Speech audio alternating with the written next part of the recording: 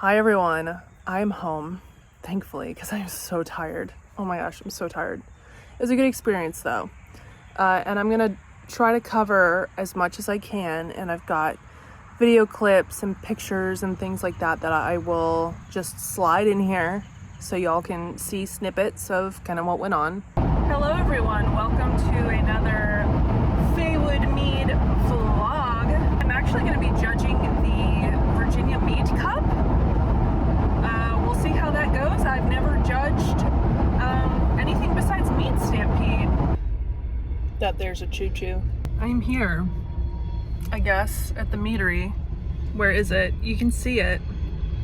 Oh no, you just see choo-choo. There it is. Oh, I can't zoom. I was trying to zoom.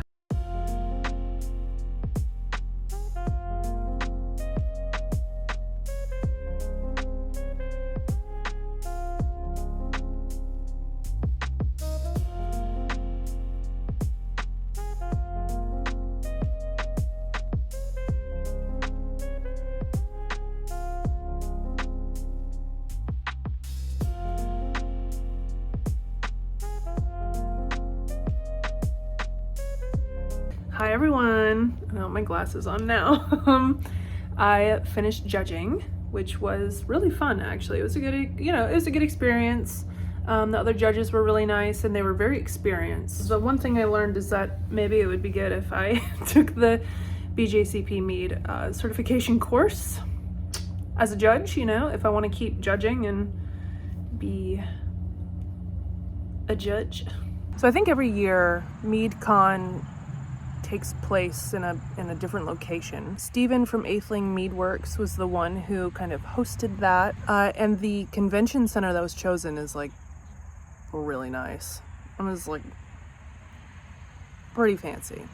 So if you're looking at those tickets and you're like, dang, this looks kind of steep, like $200 something for the weekend, yeah, there's a reason for that. The convention center, A, was fancy, B, the food was killer, and I will show you some snippets of food because I can't help myself.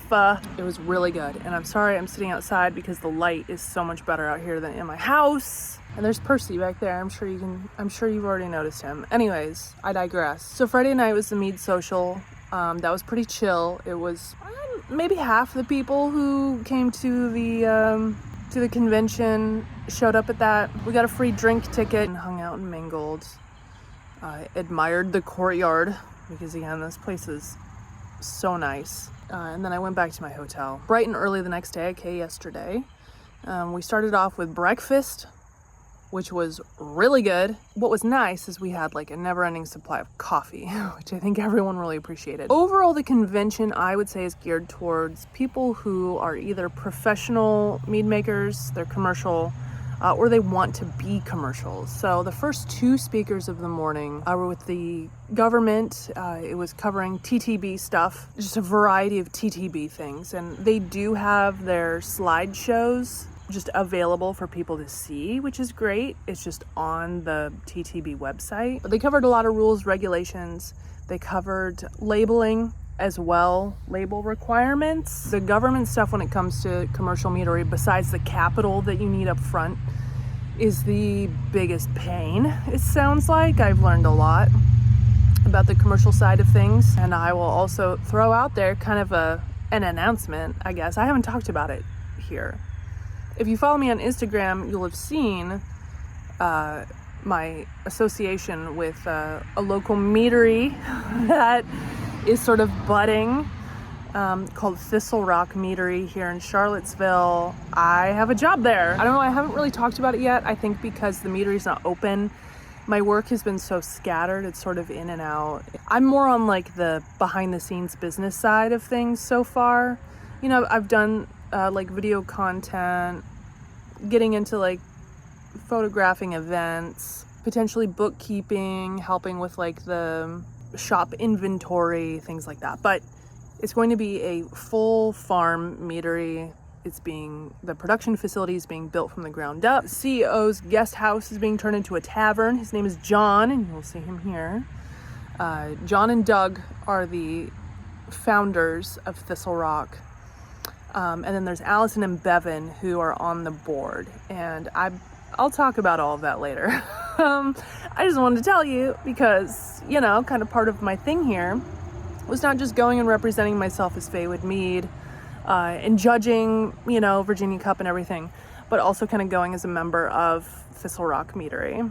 So John joined me on Saturday. He wasn't there for the whole event, but I guess it was fairly similar to the year prior. This is the only one I've been to, so I don't know how varied they are in topics, etc. So anyways, TTB. We did all of that. Because that started pretty early, an unscheduled talk was by Steven, who I think is the founder of Atheling Meadworks, and he talked about trademarking, trademark logos, the importance of that. After that, I think it was lunch. We breaked for lunch, which was an awesome lunch. We went to like the banquet. It was like a full buffet. I mean, this food was killer. I had salmon for lunch. I'm like, damn, son, this is like dinner for lunch over here. It was so good. After that, like a local branding and design company spoke, which is pretty awesome. It was like a little panel style. It was really good getting information on the importance of labels if you are thinking about going commercial, or I guess even as a home brewer, you know, if you want like fancy labels, you kind of, I don't really know why you would need them as a home brewer, but you know, just kind of thinking about branding and the importance of shapes, colors, textured paper, how to stand out as your own unique brand and telling your own story was, you know, it was kind of cool to sit in on and learn about a bit about that. The last talk, which ended at 3, I think, or 3:30, was about yeast care and fermentation, which definitely was like the topic that the most interesting to me, and I think the most like homebrew friendly, because this event is geared towards home mead makers and commercial mead makers, but I definitely say more the commercial side is like where your money's at. This was done by Sam with Silverhand Meadery, which is a meadery down in Williamsburg, Virginia, and they're killing it. They're doing really well down there. They make excellent mead. And he has like a PhD in microbiology, I think. So kind of like on a Noel like level there. So the lesson was pretty great. Yeah, and then it was like another little hangout. So at this hangout is where we just shared our meads, right? And someplace like Mead Stampede, this is where we go crazy, and it is party central. Here, not so much. We had a limit in how long we, you know, could be in the convention room, so this only lasted till like 5 o'clock. Also, there was like a fancy mead dinner starting at 6:30. I'll talk about that in a minute. Hanging out and sharing meads was great, and for me, this is what I took away from the most, was kind of an ego boost. It's like, really? Oh, really? It was very cool. Both of the guys at Atheling, Steven and James, watch my channel, as well as Man-Made Meads and Doing the Most. Like everyone that I met there who watched my, you know, we're like a trifecta over here. It's like if you watch one, you watch all of them, which is awesome. I also met another viewer who also participates a lot in competitions. My golly, my words are escaping me. Shouting you out, Morgan. I see you over there. And he also did pretty well in the Virginia Cup. So he was there. And then I also met another gentleman from Puerto Rico, of all places. Just considering it was such a small gathering of people. I think there was a total of 40 folks who went, between 30 and 40. Considering it was such a small gathering, it was just like, I don't know. I don't even have 4,000 subs. And so meeting so many people who recognize me and watch my channel and support me, and my friends, was just kind of a cool experience. The other side was I brought my blackberry apple almond mead, as well as a strawberry fig, which who knows, by the time I release this, may or may not also have been released before. Probably not. I'm sure I'll release this before that video.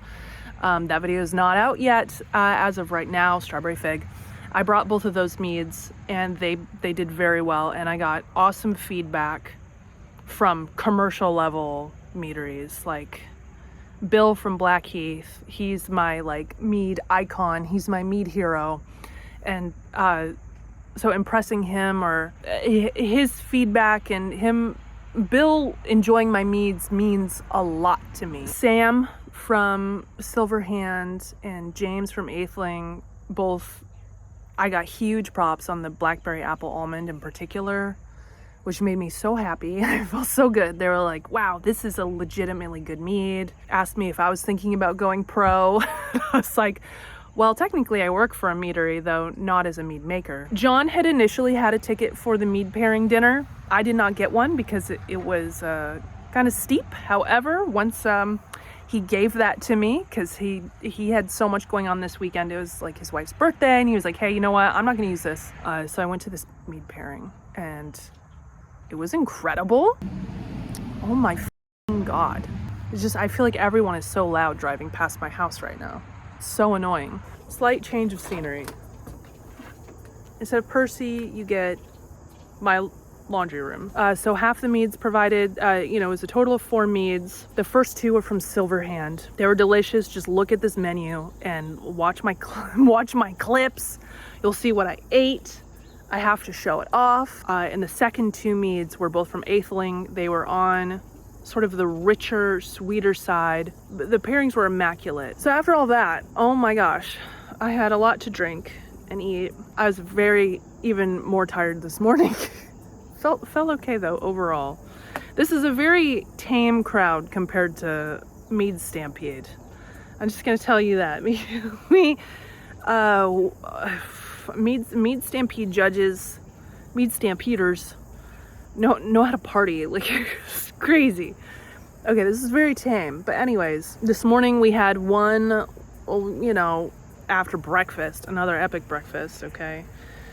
We did like a mead sensory type of thing, but they use like a cheap wine, which is fine.